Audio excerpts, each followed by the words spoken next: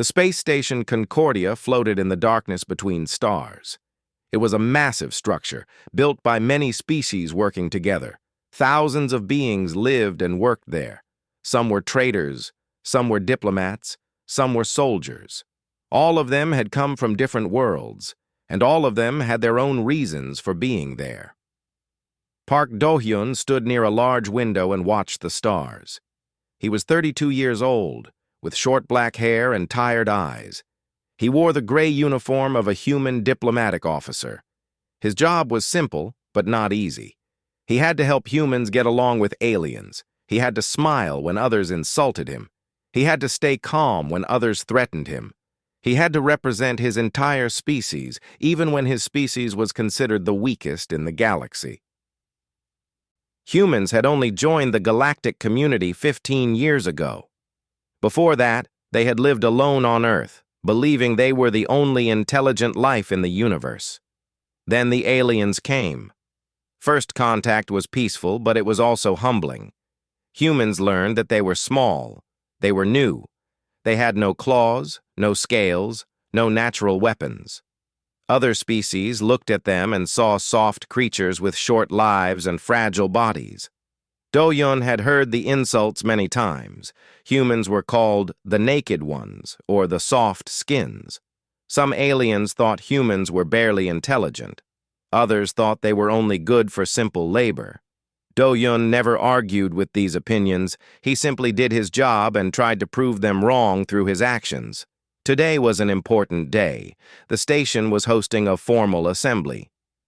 Representatives from 12 species would gather in the main hall to discuss trade and security. Do-hyun had spent weeks preparing for this event. He had memorized names, customs, and protocols. He knew which species liked direct eye contact and which considered it rude. He knew which species shook hands and which preferred to bow. He knew the mistakes that could start wars and the words that could prevent them. The assembly hall was enormous. It had high ceilings and walls made of polished metal. Flags from different worlds hung above the crowd. Do-hyun entered quietly and took his place near the back. He was not important enough to sit at the main table. He was just an observer, a junior officer learning how diplomacy worked at the highest level. He watched the delegates arrive. There were the Villani, tall and thin with silver skin and 4 arms. There were the Broxy, short and heavy with faces like stone. There were the Morthani, who floated in liquid-filled suits because they could not breathe air. Each species was different. Each had its own history and pride. Then the Kethrani arrived. The crowd grew quiet. Even the other aliens seemed nervous. The Kethrani were warriors. Everyone knew this. They had built their civilization on conquest and battle. They valued strength above all things. Their bodies were covered in thick scales, and their hands ended in sharp claws. They stood taller than most other species, and they moved with the confidence of predators.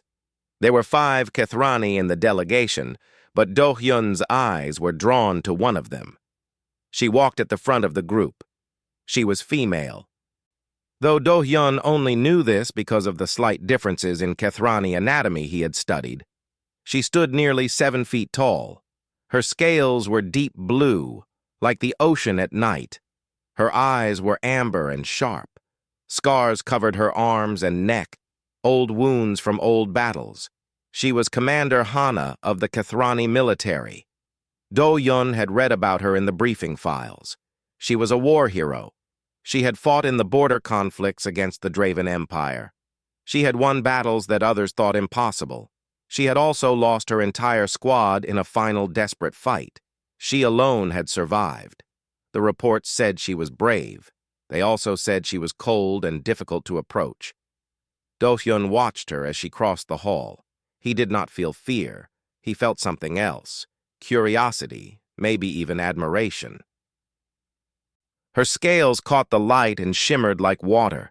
Her scars told stories of survival. She carried herself like someone who had seen death many times and no longer feared it. Then she looked at him. Her amber eyes locked onto his. Do-hyun realized he had been staring. Among the Kethrani, staring was either a challenge or an insult. He knew this. He had studied it. But he had not been challenging her. He had simply been looking. He lowered his gaze respectfully and turned away. He did not want trouble. He did not want to offend her or her people. He was just a junior diplomat. He had no business drawing the attention of a Kethrani commander. But Hana did not look away. She kept watching him even as she took her seat. Her eyes were narrow and suspicious. She had seen many aliens stare at her before. Some stared with fear, some with hatred, some with the desire to prove themselves against her. But this human was different. He had looked at her without any of those things in his eyes. Then he had looked away, not in fear, but in respect. It confused her. It annoyed her. She did not like being confused. The assembly began. Speeches were made. Agreements were discussed. Do-hyun took notes and listened carefully, but part of his mind kept returning to the Kethrani commander. He told himself to focus. He told himself she was not his concern, but he could still feel her eyes on him from across the room, and he wondered what she was thinking. The assembly lasted 3 hours. When it ended, the delegates left in small groups, talking among themselves. Do-hyun gathered his things and prepared to leave. He had reports to write and messages to send. He had no time for distractions. As he walked toward the exit, he passed near the Kethrani delegation. Hana was speaking with one of her officers, but she stopped when she saw Do-hyun. Their eyes met again, just for a moment.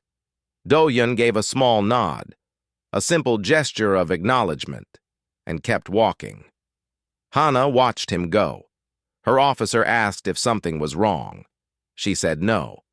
But she kept thinking about the human with the tired eyes who had looked at her like she was something other than a monster. She did not know his name. She did not know why he had stared. But she decided she would find out. Do-hyun returned to his quarters that night and sat alone in the dark. He thought about the assembly, about the politics and the tensions between species. He thought about humanity's place in the galaxy, small and new and always struggling to be taken seriously. And he thought about Commander Hana, the warrior with the blue scales and the amber eyes. He did not know it yet, but his life was about to change. 3 days passed after the assembly. Do-hyun went back to his normal routine. He attended meetings. He wrote reports. He answered messages from Earth and from other stations. He ate his meals alone in the cafeteria and spent his evenings reading in his quarters. It was a quiet life, but he preferred it that way. He tried not to think about the Kethrani commander. He told himself it did not matter. She was a warrior from a proud and dangerous species. He was a junior diplomat with no power and no importance. Their worlds had nothing in common. Their paths would probably never cross again. But he was wrong. On the 4th day, Do-hyun was walking through one of the station's main corridors. It was a busy area filled with aliens of many species going about their daily lives. Shops lined the walls. Voices filled the air. The smell of strange foods drifted from nearby restaurants. Do-hyun was thinking about a report he needed to finish when he heard heavy footsteps behind him. He stepped to the side to let whoever it was pass, but the footsteps stopped right next to him. He looked up. Commander Hana stood before him. She was even more imposing up close. Her blue scales seemed darker in the corridor's artificial light. Her amber eyes looked down at him with an expression he could not read. She wore her military uniform and her clawed hands were at her sides. Do-hyun's heart beat faster, but he kept his face calm. He had trained for moments like this. He had learned to control his fear. He bowed his head slightly in greeting. "Commander," he said, "can I help you with something?"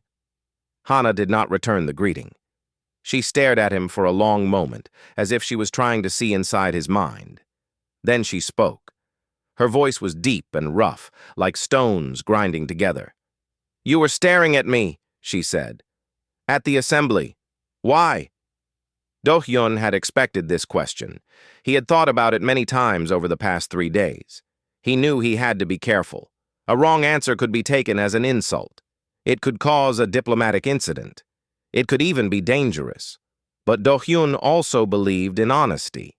He believed that lies always caused more problems than they solved. So he decided to tell the truth. "I was admiring the pattern of your scales," he said. "They reminded me of the ocean back home. Deep and beautiful." Hana blinked. For a moment, her expression did not change. Then her eyes widened slightly, and her head tilted to one side. She looked confused. She looked like someone who had just heard words in a language she did not understand. "What?" she said. "Your scales," Do-hyun repeated. He kept his voice calm and respectful. "The color and the pattern. They are very striking. I did not mean to offend you by staring. I was simply appreciating them." Hana did not speak. She stood completely still, her amber eyes fixed on his face. Around them, other aliens walked past, giving the Kathrani commander nervous looks. No one wanted to get too close to her. Do-hyun waited. He did not know what she would do. She might accept his explanation. She might reject it. She might even attack him. Kathrani were known for their quick tempers and violent reactions. But she did none of those things. Instead, she turned around and walked away without another word. Her heavy footsteps echoed down the corridor until she disappeared around a corner. Do-hyun let out a slow breath. His hands were shaking slightly. He had not realized how tense he had been. He looked around and saw that several aliens were staring at him with surprise. A human had just spoken to a Kathrani commander and had not been hurt. That was unusual. Do-hyun did not feel proud of himself. He felt worried. He wondered if he had said the wrong thing. He wondered if he had made a mistake that would cause problems later. But deep down, he also felt that he had told the truth. And he did not regret that. Meanwhile, Hana walked through the station's corridors without seeing where she was going. Her mind was full of noise. She kept hearing the human's words over and over again. Beautiful. No one had ever called her that. No one had ever looked at her and seen anything except a weapon. She was a soldier. She was a killer. She was a survivor. These were the things that defined her. These were the things that mattered in Kathrani culture. Beauty was not a word her people used often. It was soft. It was weak. It had no place in a warrior's life. And yet this human, this small, fragile creature with no claws and no scales, had looked at her and seen something beautiful. She did not understand it. She did not know how to feel about it. Part of her was angry. She thought he might be mocking her. Humans were new to the galaxy. They did not understand Kathrani ways. Maybe he thought he was being clever. Maybe he thought he could manipulate her with pretty words. But another part of her was not so sure. She had looked into his eyes when he spoke. She had seen no deception there. She had seen only honesty and a strange kind of calm. He had not been afraid of her, but he had also not been challenging her. He had simply meant what he said. Hana returned to her quarters and sat alone in the dark. She thought about the human with the tired eyes. She thought about his words and his expression. She thought about the way he had bowed his head in respect rather than submission. She did not know his name. She did not know anything about him, but she decided she would learn. Over the next few days, Hana began to watch Do-hyun. She did not approach him again. She simply observed from a distance. She saw him in the cafeteria, eating alone. She saw him in meetings, listening quietly while others spoke. She saw him in the corridors, always polite, always calm, always respectful to every species he met. She noticed that other aliens did not treat him well. They ignored him or spoke to him rudely. They made jokes about humans and their weakness. Do-hyun never argued. He never fought back. He simply nodded and continued with his work. This confused Hana.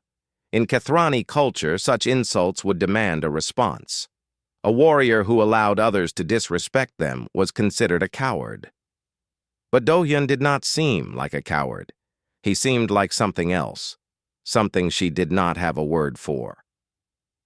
She began to wonder if she had been wrong about humans. She had always thought they were weak and unimportant. But maybe there were different kinds of strength. Maybe there were things she did not understand. One night, Hana stood at a window and looked out at the stars. She thought about her home world. She thought about the battles she had fought and the soldiers she had lost. She thought about the loneliness that had followed her ever since. And she thought about a human who had called her beautiful. She did not know what it meant. She did not know where it would lead. But for the first time in a long time, she felt something other than emptiness. She felt curious. And that, she decided, was a start. Hana continued to watch the human called Do-hyun. She learned his name from the station's records. She learned that he was a lieutenant in the Human Diplomatic Corps. She learned that he had been on the station for 2 years, and that his performance reports were always satisfactory, but never exceptional. He was described as quiet, reliable, and patient. Patient. That was a word the Kathrani did not value. Patience meant waiting. Waiting meant weakness. A true warrior acted quickly and decisively. A true warrior did not wait for anything. But Hana was beginning to wonder if the Kathrani way was the only way. She watched how humans interacted with each other. They touched casually, a hand on a shoulder, a pat on the back. They laughed openly, even in public. They showed their emotions on their faces without shame. When they were happy, they smiled. When they were sad, they frowned. When they were angry, they raised their voices. It was strange to Hana. Kathrani culture valued control. A warrior did not show emotion. A warrior kept everything inside, locked away where no one could see it. To show feeling was to show weakness. To show weakness was to invite attack. But humans did not seem to think this way. They wore their hearts on the outside, and they did not seem to care who saw. Hana also learned more about Do-hyun's past. She accessed the records that were available to her as a military commander. She discovered that his father had died during Earth's first interstellar war, a conflict that had killed millions of humans and nearly destroyed their civilization. Do-hyun had been young then, only 16 years old. He had a younger sister named Soo-jin. After their father's death, Do-hyun had raised her alone. This surprised Hana. She had assumed humans lived easy lives, protected by their weakness. She had not considered that they might suffer as the Kathrani did. She had not considered that they might know loss and grief. She thought about her own losses. She thought about the battle that had taken her squad, 12 warriors she had trained with, fought with, lived with. They had been her family, and now they were gone. She was the only one left. Hana carried this weight every day. She carried it in silence because that was the Kathrani way, but sometimes the weight felt too heavy. Sometimes she wondered what it would be like to share it with someone. She pushed these thoughts away. They were weak thoughts. They were not worthy of a commander. A few days later, an incident occurred in the station's trading district. A dispute had broken out between Kathrani merchants and a group of Broxy traders. The argument was about payment for a shipment of rare metals. Both sides claimed the other had cheated them. Voices were raised, threats were made. Hana was nearby when the alarm was sent. She arrived quickly, ready to restore order by force. She expected to find a fight. She expected to have to use her claws. But when she got there, she found something else.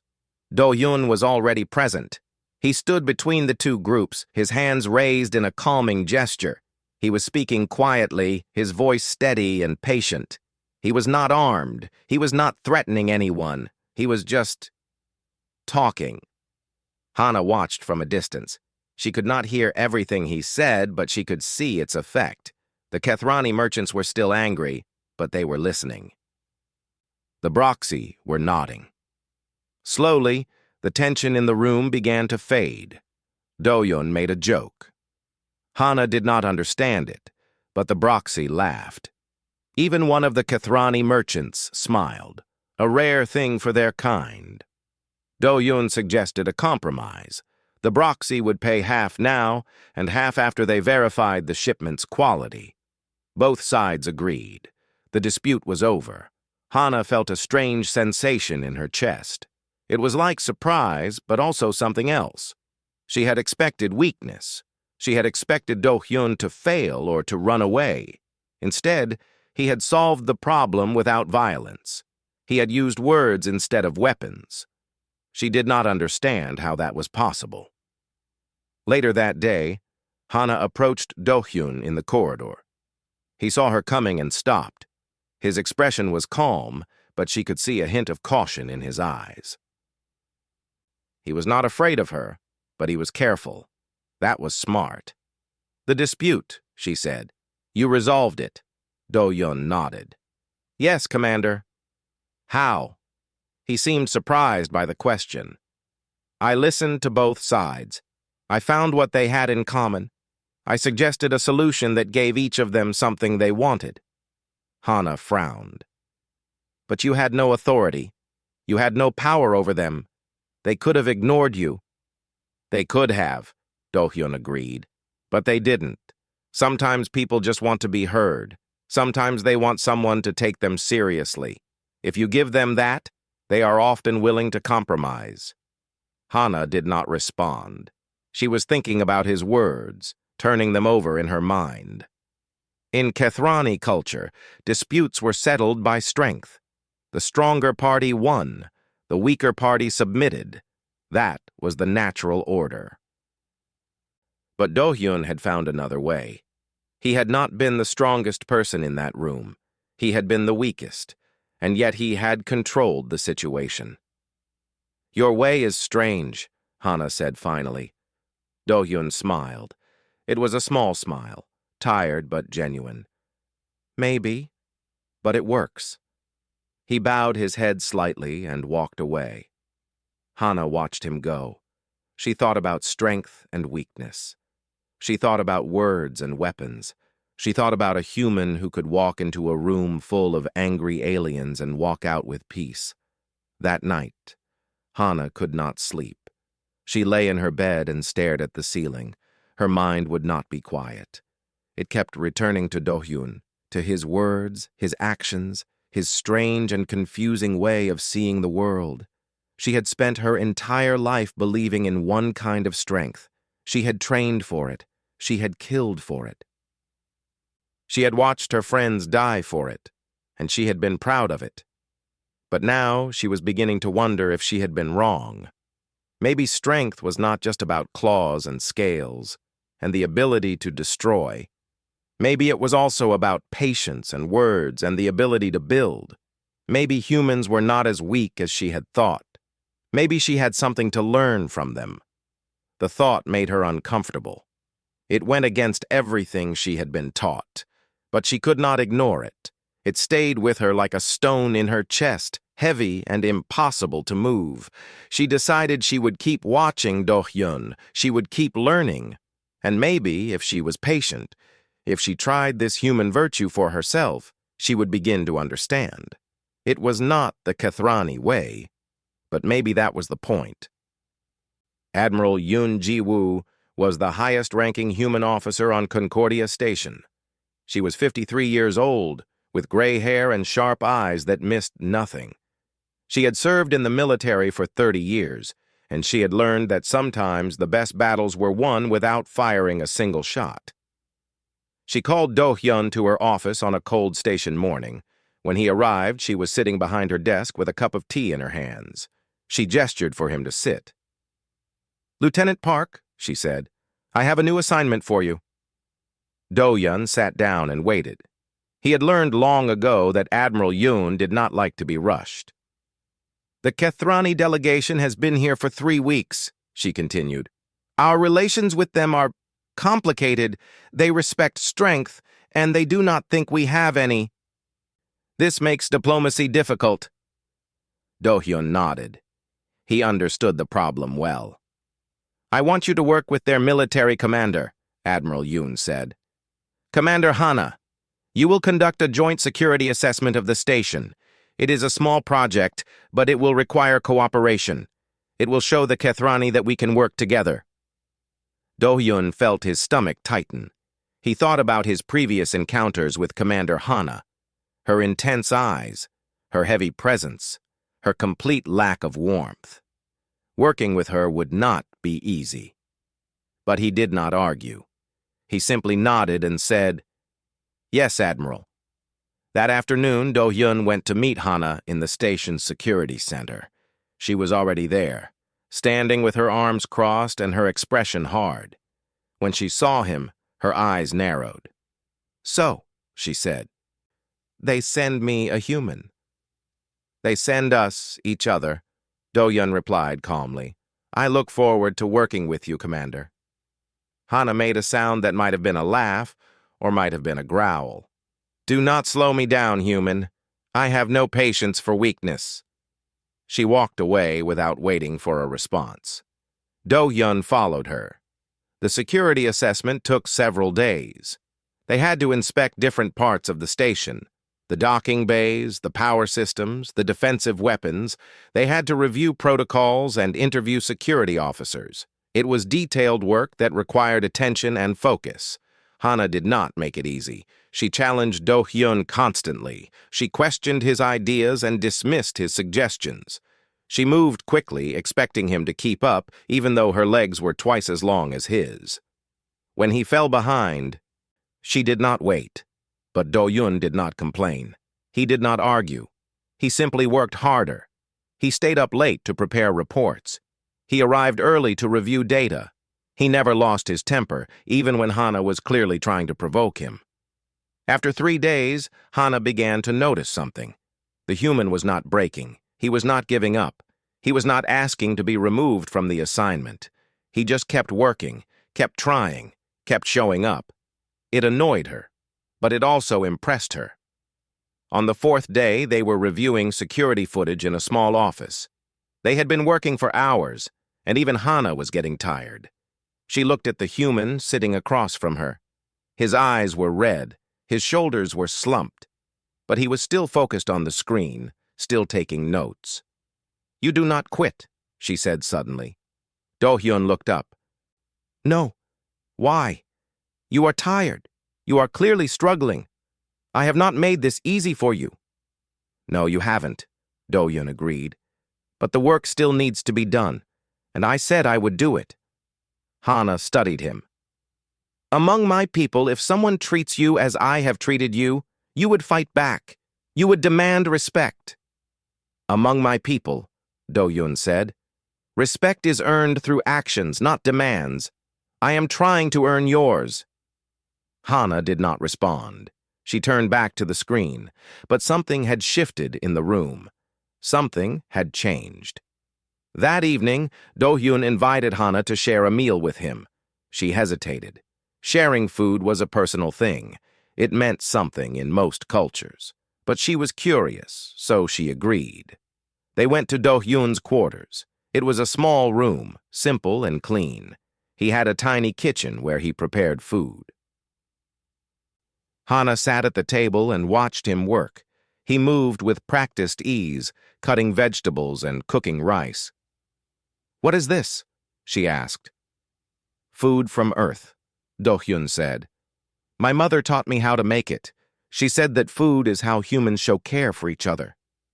He served her a bowl of rice with vegetables and a small piece of fish. The smell was strange but not unpleasant. Hana looked at the food for a moment, then picked up the utensils he had given her. She was not used to them, but she managed. The taste surprised her. It was subtle and complex. It was nothing like Kethrani food, which was usually raw meat and strong flavors. This was gentler, softer. It is acceptable, she said. Do-hyun smiled. He knew that was high praise from a Kethrani. They ate in silence for a while. Then Hana asked a question that had been bothering her. Why do humans bother being kind to those who dismiss them? Do-hyun thought about the question. Because kindness costs nothing, he said finally. And it earns everything. Hana frowned. That does not make sense. If someone is your enemy, kindness is weakness. They will use it against you. Some will, Do-hyun admitted, but most will not. Most people respond to kindness with kindness. It takes time, it takes patience, but eventually, it works. And if it does not work? Then at least I know I tried, Do-hyun said. I would rather fail while being kind than succeed while being cruel. Hana set down her utensils. She looked at the human across from her, this small, soft creature who had no claws and no scales and no natural weapons. He should have been weak. He should have been easy to break, but he was not. He was something else entirely. You are strange, she said. All humans are strange. We are, Do-hyun agreed, but we are also trying. That should count for something. Hana did not respond, but she finished her meal, and she did not leave immediately afterward. She stayed, and they talked about the station, about their work, about small things that did not matter much. And for the first time since she had arrived on Concordia, Hana did not feel like a weapon. She felt like something closer to a person. When she finally left, she stopped at the door and looked back at Do-hyun. Tomorrow, she said. Same time. It was not a question. It was not quite an order. It was something in between, an invitation maybe, or a request. Do-hyun nodded. I'll be here. Hana left without another word, but as she walked back to her quarters, she realized something. She was looking forward to tomorrow, and that was the strangest thing of all. The meals became a routine. Every evening, after their work was done, Hana would come to Do-hyun's quarters. He would cook simple dishes from Earth, and she would eat them without complaint. Sometimes they talked. Sometimes they sat in comfortable silence. It was strange. It was unexpected. But it was also good. Slowly, carefully, they began to trust each other. Hana started to ask questions about humans, about their history, their culture, their way of life. She wanted to understand how such a weak species had survived so long. Do-hyun answered honestly. He told her about Earth's wars and disasters. He told her about the billions who had died throughout human history, from disease, from famine, from violence. He told her about the times when humans had nearly destroyed themselves completely. And yet you survived, Hana said one evening. How? We helped each other, Do-hyun said. When things were worst, we came together. We shared food. We shared shelter. We carried each other. That is not strength, Hana said. That is dependence. Maybe they are the same thing, Do-hyun replied. Maybe strength is not about standing alone. Maybe it is about knowing when to lean on someone else. Hana did not argue, but she thought about his words long after she left that night. Do-hyun also began to ask questions about Hana. He was careful at first. He knew there were things she did not want to discuss. But as the days passed and trust grew, he asked more directly. One night, he asked about the scars on her arms. Hana was quiet for a long moment. She looked at the marks on her scales, the raised lines and rough patches where flesh had been torn and healed badly. Each scar had a story. Each one was a memory she carried. They are from the war, she said finally. The border conflict with the Draven Empire. I was a squad leader, 12 warriors under my command. She stopped. Her amber eyes were distant, looking at something far away. We were sent to hold a position, she continued. A communications relay on a moon called Veth 3. It was supposed to be a simple assignment, but the Draven had other plans. They sent a full assault force against us, 50 soldiers against 12. Do-hyun waited. He did not speak. We held for 3 days, Hana said.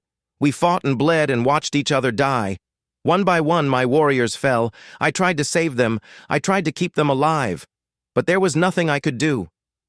Her voice was flat. Her expression did not change. But Do-hyun could see the pain beneath the surface, old and deep and never fully healed. "On the third day, I was alone," Hana said. "Everyone else was dead. I was wounded in a dozen places. I should have died too. But reinforcements arrived just in time. They found me surrounded by bodies, Draven and Kethrani alike. They called me a hero. They gave me medals and promotions. They said I had honored my people." She looked down at her hands. "But I did not feel like a hero. I felt like a failure. I was the leader. I was supposed to protect them. And I could not." The room was silent. Do-hyun did not know what to say. He had read about the battle in the reports, but the reports had not captured this, the grief, the guilt, the weight of survival. "They were my family," Hana said quietly, "and now they are gone." Do-hyun understood. He understood more than she knew. "My father died when I was 16, he said. "During Earth's first interstellar war, a Draven ship attacked his transport. Everyone on board was killed." Hana looked up at him. "I had a younger sister," Do-hyun continued. "Soo-jin. She was only 8 years old. Our mother had died years before. There was no one else. So I raised her myself. I worked during the day and studied at night. I made sure she had food and clothes and a safe place to sleep. I made sure she went to school. I made sure she knew she was loved." He paused. The memories were old, but they still hurt. "It was hard," he admitted. "There were times I wanted to give up. There were times I felt like I was failing, but I kept going. I kept trying. Because that was what my father would have wanted. And because Soo-jin needed me." Hana was watching him with an expression he had not seen before. It was softer than her usual hard stare. It was almost gentle. "You carry your losses," she said. "Yes," Do-hyun said, "but I try not to let them carry me." Hana thought about this. She thought about her squad and the weight she had carried for so many years. She had always believed that carrying it alone was strength. She had always believed that asking for help was weakness. But maybe she had been wrong. "I have never spoken of this," she said. "Not to anyone outside my own people." "Thank you for telling me," Do-hyun said. "It means a lot." Hana nodded slowly. She felt strange, lighter somehow, as if some small part of the weight had been lifted. It was not gone. It would never be gone. But it was easier to bear. "Your father," she said, "would he be proud of you?" Do-hyun smiled sadly. "I hope so. I try to live in a way that would make him proud. I try to help people. I try to prevent wars instead of fighting them. It is not the most glorious path, but it is mine." Hana understood. She understood better than she had expected. "Among my people," she said, "we believe that the dead watch us from the stars. They see what we do. They judge whether we are worthy of their sacrifice." "What do you think your squad would say?" Do-hyun asked. Hana was silent for a long time. She looked at her scars again. She thought about her warriors, their faces, their voices, their laughter and anger and courage. "I think they would tell me to stop living in the past," she said finally. "I think they would tell me to find something worth living for." She looked at Do-hyun. "Perhaps I am beginning to understand what that might be." Do-hyun did not respond, but he held her gaze, and something passed between them, an understanding, a connection, a recognition of shared pain and shared hope. That night when Hana left, she did not say goodbye. She simply nodded and walked away. But she knew something had changed. A wall had come down. A door had opened. She was not just a weapon anymore. She was beginning to remember what it felt like to be alive. It was late in the station's night cycle. Most residents were asleep or finishing their final tasks of the day. The corridors were quiet. The lights were dim. Peace had settled over Concordia like a blanket. Then the explosions began. The first blast hit the docking bay, tearing through metal and glass. The second hit the power station, plunging entire sections of the station into darkness. Alarms screamed through the corridors. Emergency lights flashed red. Voices filled the communication channels, confused, frightened, calling for help. Do-Yun was in his quarters when the attack started. The explosion knocked him off his feet. He hit the floor hard and tasted blood in his mouth. For a moment, he did not know what was happening. Then the alarms reached his ears, and he understood. Someone was attacking the station. He got to his feet and ran to the door. The corridor outside was chaos. People were running in all directions. Some were crying, some were screaming. The air smelled like smoke and burning metal. Do-Yun grabbed a passing officer. "What's happening?" "Extremists," the officer said. His face was pale with fear. "They're against human integration. They want us off the station. They want us dead." The officer pulled away and kept running. Do-Yun stood alone in the corridor. His mind was racing. He needed to get to safety. He needed to find out what was happening. He needed to help somehow. But first, he needed to find Hana. He did not know why this was his first thought. He did not stop to question it. He simply started moving, running toward the section of the station where the Kethrani delegation was housed. The corridors were filled with smoke and debris. Some sections were blocked by collapsed walls. Some were on fire. Do-Hyun climbed over wreckage and squeezed through narrow gaps. He could hear fighting in the distance, weapons fire, screams, the clash of bodies. He found Hana in one of the outer corridors. She was surrounded. 5 attackers had her cornered, aliens in dark armor with weapons drawn. They were not Kethrani or human. They were some species Do-Hyun did not recognize. Their faces were hidden behind masks, and they moved with trained precision. Hana was fighting. Even wounded, even outnumbered, she was fighting. Her claws flashed in the emergency light. One attacker was already down, bleeding on the floor. Another was clutching a torn arm, but the others were closing in, and Hana was bleeding from a wound in her side. Do-Yun's heart stopped. He saw what was about to happen. He saw the attackers raising their weapons. He saw Hana trying to stand, trying to keep fighting even though her strength was fading. He did not think. He simply moved. He grabbed a piece of broken metal from the floor and threw it at one of the attackers. It hit the alien's helmet with a loud crack. The attacker stumbled, surprised. The others turned to see what had happened. "Over here!" Do-Yun shouted. The attackers saw him, a single human, unarmed and alone. They hesitated for just a moment. That moment was enough. Hana struck. She lunged forward with all her remaining strength. Her claws found the throat of the nearest attacker. He fell. She spun and slashed at another, opening a deep wound in his chest. The remaining 2 attackers backed away, suddenly afraid. Do-Yun ran to Hana's side. "This way," he said. "I know the maintenance tunnels. We can escape." Hana looked at him. Her amber eyes were clouded with pain, but she understood. She nodded and let him lead. They ran. The attackers followed, but Do-Hyun knew the station's layout. He had memorized it during the security assessment. He led Hana through narrow passages and hidden doors. He sealed hatches behind them. He created false trails and dead ends. At one point, an attacker caught up to them. He appeared from a side corridor, weapon raised. Do-Hyun did not think. He threw himself in front of Hana. The weapon fired. Pain exploded in Do-Hyun's shoulder. He fell against the wall, crying out. The attacker moved toward him, ready to finish the job. But Hana was faster. She grabbed the attacker and threw him into the wall with bone-breaking force. He did not get up. Hana turned to Do-Hyun. She saw the blood spreading across his uniform. She saw the pain on his face. "You are hurt," she said.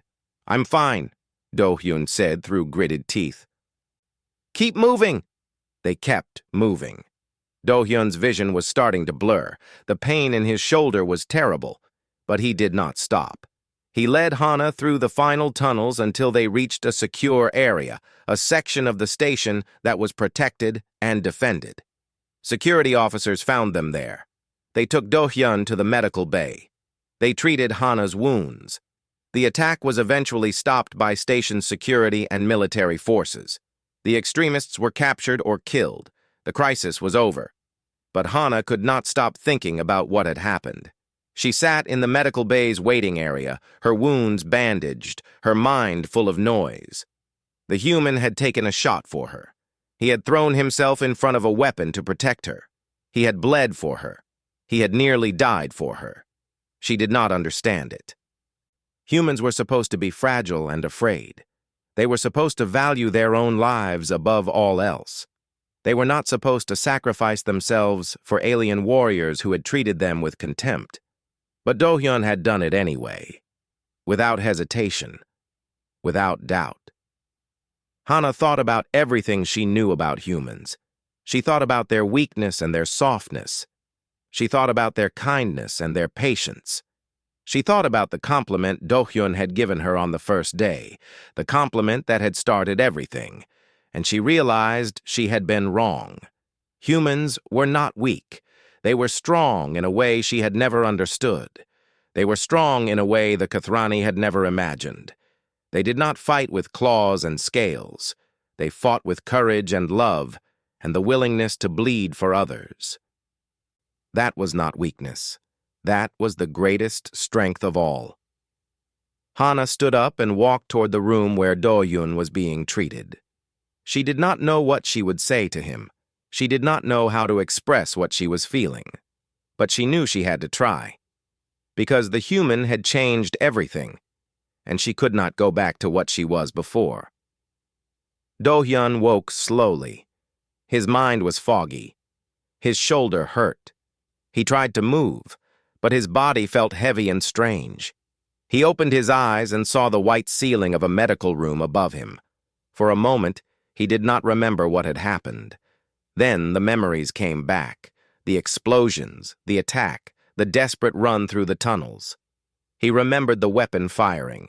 He remembered the pain. He remembered Hana. He turned his head and saw her sitting beside his bed. She was watching him with her amber eyes. Her blue scales looked almost soft in the room's gentle light. She was still wearing bandages on her wounds, but she seemed stronger than before. She seemed more solid. "You are awake," she said. Do-hyun tried to smile, but it came out as a grimace. "How long was I out?" 6 hours. The doctor said you lost a lot of blood. They said you were lucky to survive." Do-hyun nodded slowly. He did not feel lucky. He felt tired and sore and weak. Hana looked at him for a long moment. Her expression was hard to read, but there was something different in her eyes, something he had not seen before. "You were foolish," she said finally. "You could have died." Do-hyun thought about this. He thought about the moment when he had thrown himself in front of the weapon. He had not planned it. He had not calculated the risks.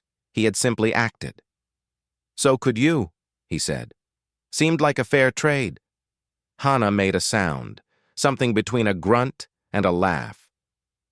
"That is not logic. That is emotion." "Maybe," Do-hyun said, "but I don't regret it." Hana was silent. She looked down at her hands, her clawed, scarred, deadly hands. She had used them to kill. She had used them to destroy. But the human lying in front of her had used his soft, small, vulnerable body to protect her. She did not understand humans. She did not know if she ever would. But she was beginning to appreciate them. "Among my people," she said slowly, "there is a debt that forms when someone saves your life. It cannot be repaid with words. It cannot be forgotten. It is a bond that lasts until death." Do-hyun looked at her. "Is that what this is? A debt?" Hana hesitated. "I do not know what this is," she admitted. "I do not have words for it. It is not something I have felt before. She stood up and walked to the window. Outside, the stars glittered in the endless black. The station had been damaged, but it was being repaired. Life was continuing. The universe did not stop for disasters or revelations. I have requested a new assignment, Hana said. I will remain on this station as the Kethrani military attaché. Officially, it is to improve relations between our peoples. Do-yun waited. Unofficially, Hana continued, I want to learn more about humans. I want to understand how a species so weak can be so strong. I want to understand how you think and feel and live. She paused. I want to understand you. Do-hyun felt something warm spread through his chest. It was not the pain from his wound. It was something else. Hope, maybe, or gratitude, or something he did not have a word for. I would like that, he said. Hana turned back to face him. For the first time since they had met, she smiled. It was a small smile, barely visible, just a slight lifting of the corners of her mouth, but it was real. Then we have an agreement, she said. Days passed. Do-yun healed. The station recovered. Life returned to normal, or as normal as it could be in a place where dozens of species lived and worked together. But something had changed. Do-yun and Hana continued to spend time together. They ate meals. They talked. They walked through the station's observation decks and watched the stars. Sometimes they worked.